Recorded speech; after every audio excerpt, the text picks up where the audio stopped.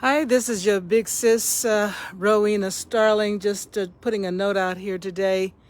I was looking over the litany of, oh gosh, things that we're having to deal with racism here in this country.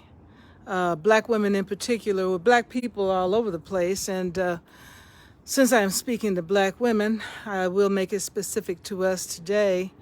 I mean, just a long list of, and being a black person, you know, possibly how many things we're having to cope with and deal with, and racism being sort of the big boogeyman in our lives.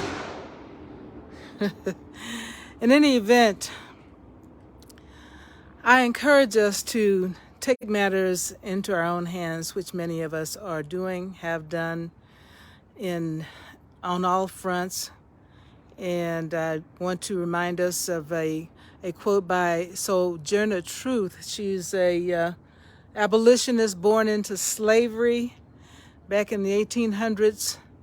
Well, she was probably born in the 1700s, but she rose through time there, abolitionist and activist for women's rights. And back then, even, what is it that she said? It was, if women want any more rights, to paraphrase, if they want any more rights than they have, why don't they just take them? I mean, this woman was in the 1800s. I mean, she was not playing with you. I have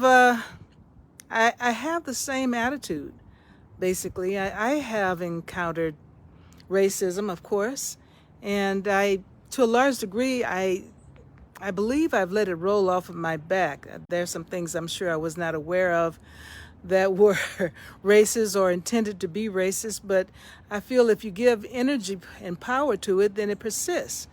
Not that it can be entirely ignored, but I think that some things we just have to take into our own hands and move forward with them.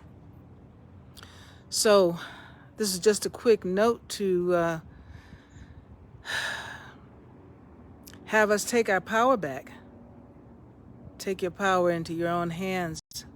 Move forward with what you want to have happen and make it so.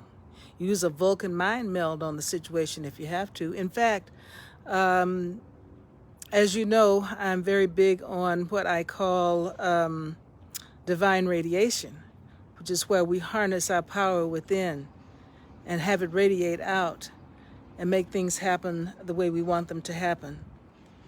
That's all part of it.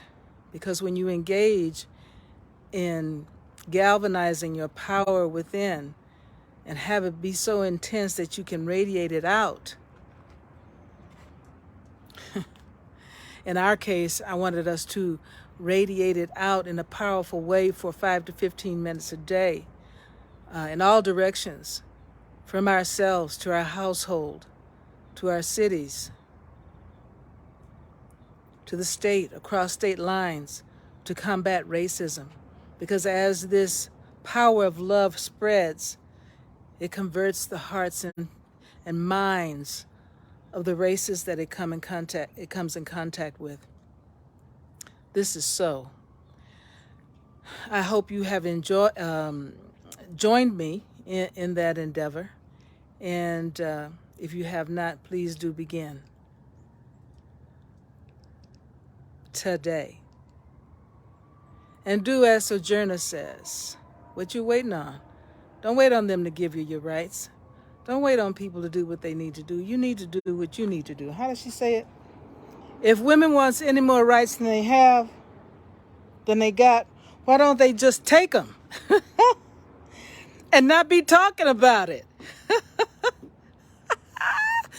Oh yeah, baby. Yeah? Do you understand what I'm saying? I hope you do.